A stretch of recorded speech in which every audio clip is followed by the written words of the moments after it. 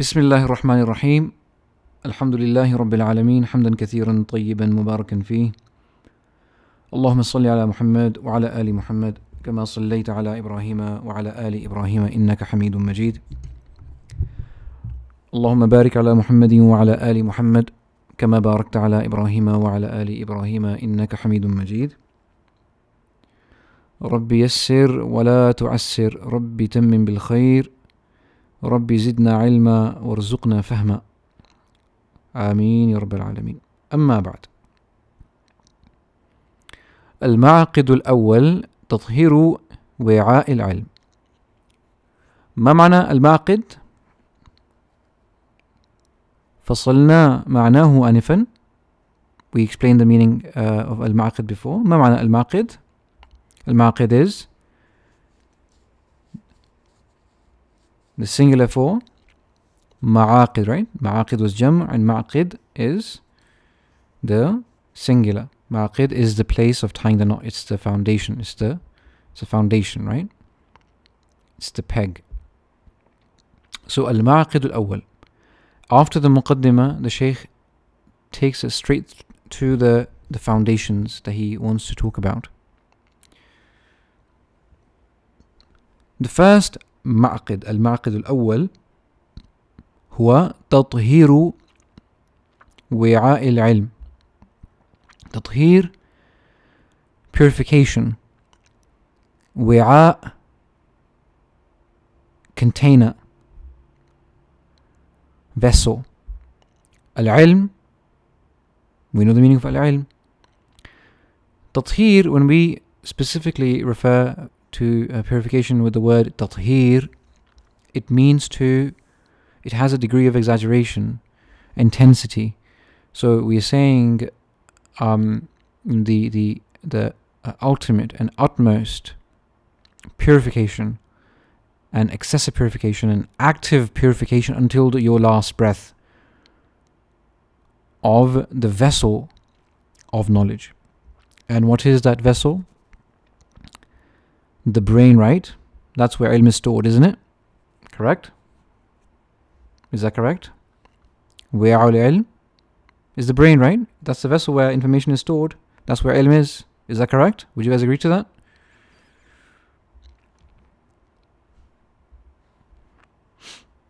No. Right? No. In Islam, we believe that al-ilm, that is truly ilm, that is true light from Allah Azza wa Jal, it does not reside in the brain. Brain perhaps be the intellectual component of the body, but it is the heart where Allah Azza wa Jal sends the light. The heart controls the mind. The heart is the epicenter, or the control center, the headquarters essentially of the emotional and the intellectual activity of the heart. Right? It's the heart that guides the brain. For this is the reason why the Prophet ﷺ, he mentioned that there is a piece of flesh in the body. If it becomes rancid, the whole body is destroyed. Right?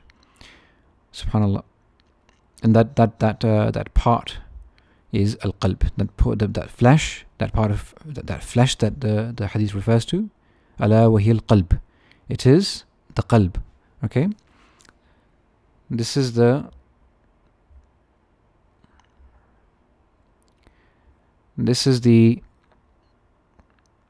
first foundation. And subhanallah, it is quite revealing that the Shaykh begins his book with this first principle, because subhanallah, this is my 10th year, or perhaps a bit more than 10 years, when I, since I started seeking knowledge, roughly 11 years now. And in these 11 years, of course, the first 4 were not as intense. But every single year since that time, since that beginning, my inception in knowledge, every single year, and perhaps multiple times in the year, I find myself questioning, am I sincere? Is my heart really pure? Am I really truthful to Allah Azza wa Jal in what I'm doing? And when you read the lives of the ulama, Aimma, they used to say that the hardest thing they struggled with in life was ikhlas, sincerity, and that is, that is a function of the heart. So, given all these years and what I've observed, many students of knowledge, hatta subhanallah, ulama, that we consider ulama, think of as ulama, when you really truly sit with them and you spend some time with them, subhanallah, you find that their hearts are not pure. This is a sad reality that exists, and we have to face it, right? There are very, very few ulama. And the people who are sincere have always been few, really. This idea, this ultimate perfection of the heart, and being, always finding the flaws in yourself, in your ikhlas, in your sincerity, and trying to fix it, trying to mend your affairs, your personal affairs with Allah Azza wa Jal, your sincerity. This has always been the hardest job. Many people, they pass through life without ever truly understanding themselves, because they never took time to understand their hearts, how the mind, the psychology, the emotions, right, essentially the heart, how it works. Subhanallah, people think that they're sincere, and we've talked about this before. People think they're sincere, people think they're upon the haqq, but they are perhaps the farthest from it, because they fail to see the current situation of their hearts. They're not the best atibba. They're not the best doctors of their own selves. Allahu Akbar. وَبِحَسَبِ طَهَارَةِ الْقَلْبِ يَدْخُلُهُ الْعِلْمِ. بحسب طهارة القلب. بحسب طهارة القلب يدخل العلم.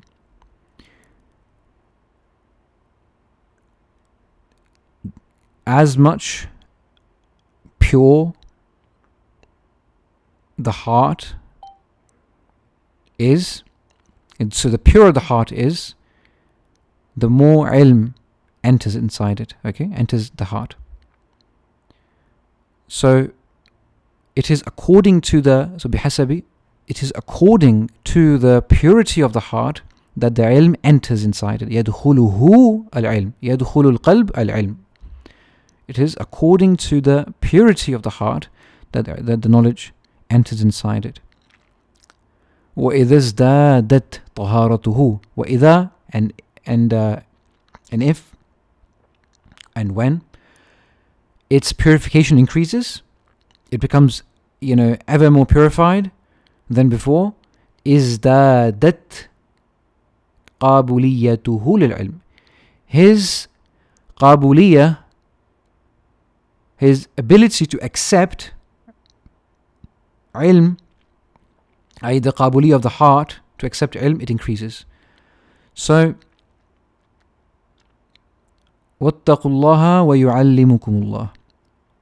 As Allah says in the Quran, وَاتَّقُوا اللَّهَ وَيُعَلِّمُكُمُ اللَّهُ. In Surah Baqarah, the longest verse in the Quran, the whole page, the end, وَاتَّقُوا اللَّهَ وَيُعَلِّمُكُمُ اللَّهُ. Okay? And fear Allah Azza wa Jal, and fear Allah, and He will teach you. He will give you knowledge. Right? So this taqwa essentially is the purity of the heart. Right? And the Shaykh is going to explain this in a second. So qabuliya is the ability to accept. Qabuliya is the ability, right? And the ability to accept. فَمَنْ أَرَادَ حِيَازَةَ الْعِلْمِ فَلْيُزَيِّنْ بَاطِنَهُ. فَمَنْ, so whoever arada, wishes to, wants to, or wants hiyaza, possession of al-ilm, hiyaza, possession, whoever seeks or wants possession of ilm, فَلْيُزَيِّنْ بَاطِنَهُ. He needs to adorn his interior. He needs to beautify his inner self. He needs to beautify his wi'a al-ilm, the vessel of knowledge, the heart. وَيُطَهِّرْ قَلْبَهُ مِنْ نَجَاسَتِهِ. And he should, so other than simply adorning his inner self, he needs to also purify it, right? You can have a house which is filled with the sweetest fragrances that you can imagine, right? But when you enter inside it, it's muddy, it's full of toxins, there's mice everywhere, there's cockroaches, there are, perhaps the most filthiest of, little insects creeping up and down. There's, trash all over the place. This is essentially the situation, the condition of the hearts. Then this is the najasa that exists in our hearts, right? Perhaps it's a najasa of riya. Perhaps it's a, anyway, the types of that najasa is gonna come in a second. But you get the point. Whoever wants to possess this knowledge, he needs to attain taqwa. How? By adorning his interior and purifying his heart of any filth, any najasa, filth, dirt. And the Shaykh, he gives you subhanallah, a beautiful statement from the Salaf, from the ulama. فَالْعِلْمُ جَوْهَرٌ لَطِيفٌ لَا يَصْلُحُ إِلَّا لِقَلْبٍ نَظِيفٍ. You need to write this down in your phrase books. And take a note of this, inshallah. فَالْعِلْمُ جَوْهَرٌ لَطِيفٌ. Jawhar is a jewel. It's a gem or a precious stone. Latif, gentle, right? Precious. فَالْعِلْمُ جَوْهَرٌ لَطِيفٌ. For ilm is a precious, gentle jewel. لا يصلح إلا للقلب النظيف. لا يصلح إلا للقلب النظيف. It is not appropriate except for a clean heart. A nadif, clean. We covered this word nadif yesterday in the series, right? Nadif and muttasikh, right? If you remember. So إلا للقلب النظيف. القلب النظيف, the pure, clean heart.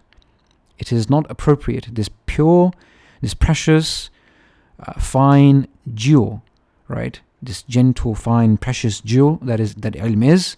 It is not appropriate to be placed inside a heart or any heart except a heart that is nadif, clean. And what is this purification of ilm? What is this purification of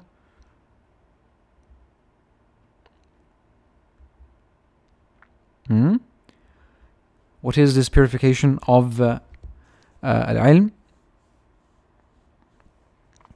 This says the Shaykh, وَالطَّهَارَةُ الْقَلْبِ تَرْجِعُ إِلَىٰ أَصْلَيْنِ عَظِيمَيْن. The purification of the heart, it goes back to two great maxims, right? Two azim, great usul.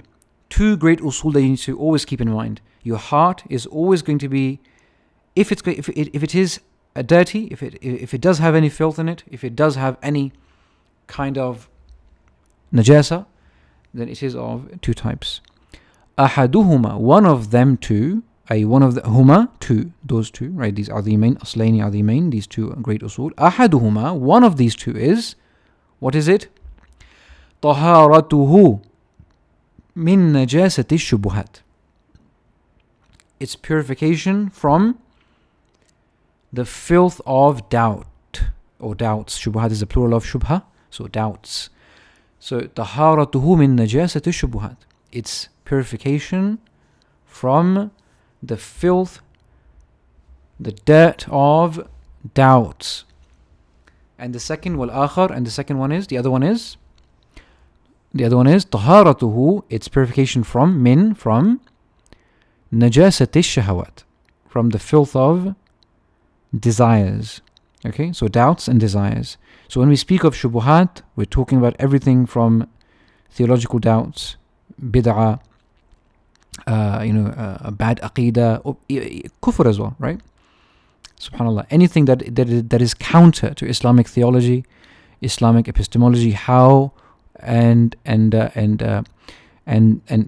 why we believe in the way we believe in Allah Azza wa Jal, in His Messenger, the honor that we give them, believing in the names and attributes, believing in the rububiyyah, in the asma' sifat, in the uluhiyyah, most importantly, right?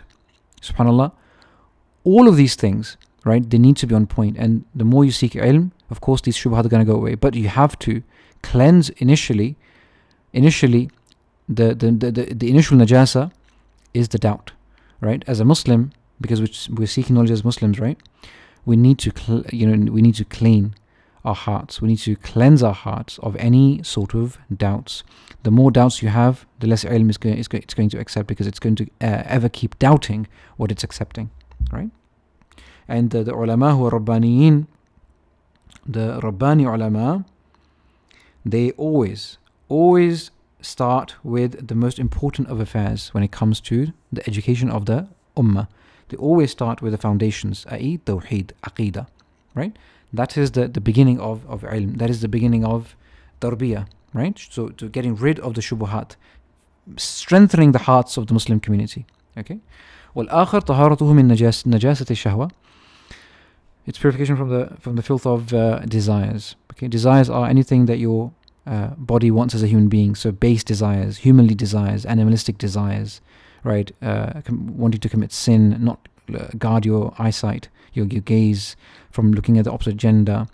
Being in places where you shouldn't be, haram things that you do. All of these things are shahawat, right? The more a person, subhanAllah, many a times, we've seen people, go astray, be led astray, be misguided in Islam, and lose, subhanAllah, all kinds of barakah in their lives, simply because they fail to recognize a shahwa that they have. Like, subhanAllah, they fail to recognize that there's a disease in their heart. They have this desire for something that they're not giving up, and this is haram in Islam, and they just don't understand it.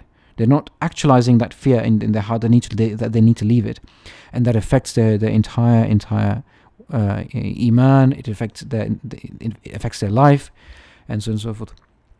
We had a brother come to us for treatment for his he had some illness. He wouldn't get up from his bed, for months, subhanAllah, sometimes. And when we dealt with him, we learned that one of the reasons why he was in this condition was not simply because he had some sort of psychological illness. It was also because he had some desires that he was not leaving off. Okay. After working with him and explaining to him the situation, may Allah guide us and him. But this is the thing, Allah al-Musta'an, right? People sometimes, they fail to recognize that they have a shahwa. So we have to be very, very, sincere with Allah Azza wa Jal when we are seeking the purity of our hearts from the shubuhat and the shahawat. Shubuhat are the doubts, and shahawat are the base desires. Allahu Akbar.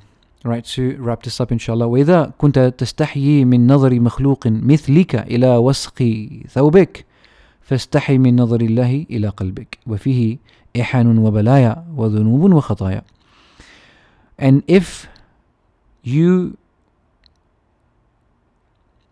have shame from إذا كنت تستحي, if you have shame, تستحي, you have shame, you do haya, من نظر مخلوق, from the gaze of a creation مثلك, like yourself, إلى وسخ ثوبك, to the dirt on your cloth, on your libas, on your clothing. فاستحي من نظر الله إلى قلبك. Then you should definitely, more important than that is that you should have shame, and you should have haya, that subhanallah, that Allah is looking at the seat of your heart, in the wretched state it is in now. You should have shame of Allah Azza wa Jal. وَفِيهِ إِحَنٌ وَبَلَايَا. In the heart are ihan, right? Ihan and balaya, subhanallah. Ihan are the grudges that we hold, and balaya are the troubles, right? In the hearts there are grudges, hate, and there's troubles in the heart. وَذُنُوب, and sins, وَخَطَايا, and mistakes, and ill-doings, right?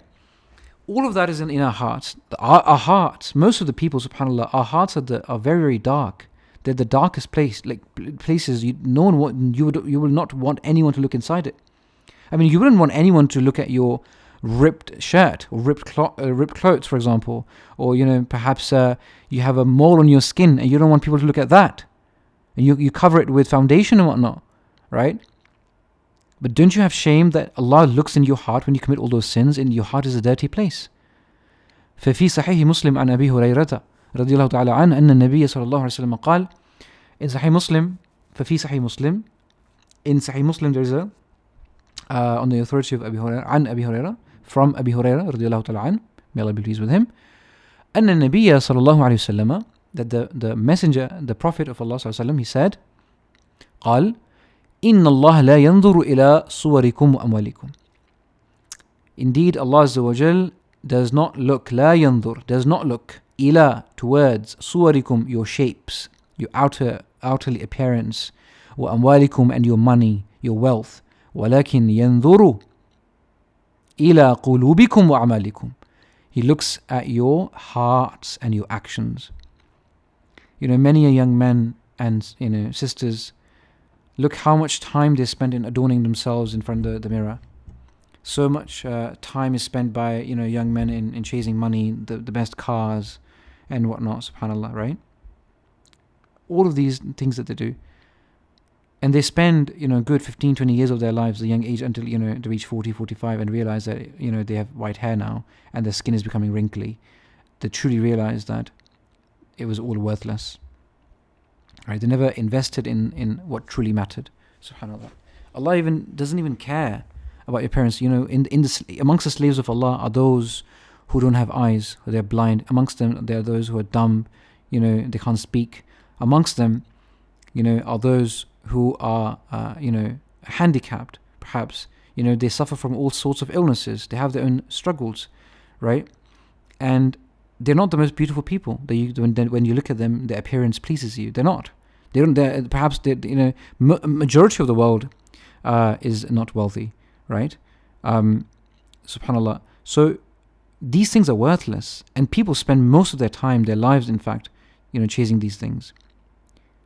Improving their appearance, dressing in the best manner, dressing in the nicest clothes, chasing the next Rolex, chasing the next Armani, Gucci bags, chasing the next villa, all of these things, or, even just earning lots and lots of money for the sake of what, right? Allah doesn't look at that.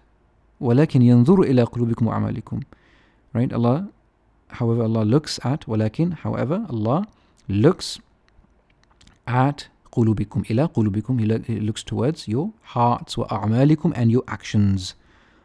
أعمال is a plural of amal, and qulub is a plural of qalb. Okay? إن أكرمكم عند الله أتقاكم. The most honorable with Allah Azza wa Jal is the one who is the most fearing of you, who has the most taqwa of you. Subhanallah. Allahu Akbar.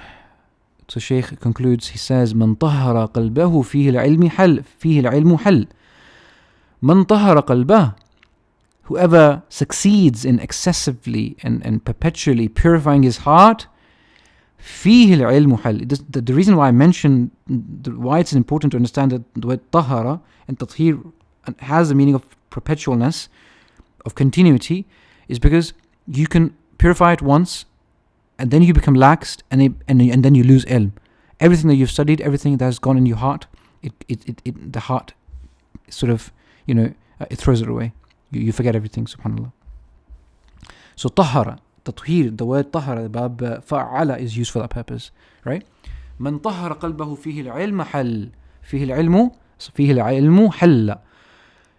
من طهر قلبه, whoever purifies his heart, فيه, therein, العلم حل. Ilm resides, it comes inside, it descends, and it becomes a part of it. Halla is to become it, become one with it, So whoever purifies their heart, العلم حل فيه. العلم حل فيه. The ilm would reside in there. The ilm would enter it. ومن لم يرفع منه نجاسته. And whoever, ومن لم يرفع, does not lift, منه, from himself, نجاسته, his filth, ودعه العلم. The ilm would say goodbye to him. وارتحل, and it will leave. It will go on, it will move on. So that's another quote for you to include in your phrase books. قال سهل بن عبد الله رحمه الله حرام على قلب أن يدخله النور وفيه شيء مما يكره الله. Allahu Akbar. It is haram upon a heart. حرام على قلب, a heart. It is haram upon a heart أن يدخله النور, that the light of Allah Azza wa Jal, it enters inside. It is haram for a heart that the light of Allah enters it. وَفِيهِ شَيْءٌ مِمَّا يَكْرَهُ اللَّهِ, while there is a thing inside it that Allah dislikes or Allah hates. Allahu Akbar. So this is the reality. This is the first foundation, and this is the foundation that you will always return to until your last breath. Make sure your life does not go to waste simply because you couldn't be patient with yourself, that you couldn't find the time to reflect on your state, on your situation, your state as a human being in life, and always stay in a constant state of purifying yourself and your heart of two things: the filth of doubt, by leaving the company of bad people, leaving the gatherings of doubt and innovation, leaving the things that lead to corruption in your aqidah, in your iman, in your in your belief system, the things that give you doubt. Perhaps it is to do with your friends, perhaps it's to do with your country that you live in. Whatever the thing is, you need to do purification. You need to purify your heart of those doubts by taking the right action that results in the cleansing of that impurity. And secondly, you need to always hold yourself accountable for your shahawat. Fight your shahawat, fight your base desires. If something is not going to help you and affect you positively in your akhirah, then it is detrimental for you. This is the true essence of zuhud, asceticism in Islam, that you leave what does not benefit you in the akhirah. And with this, we end this session, inshallah, and we'll jump into Arabic session after this.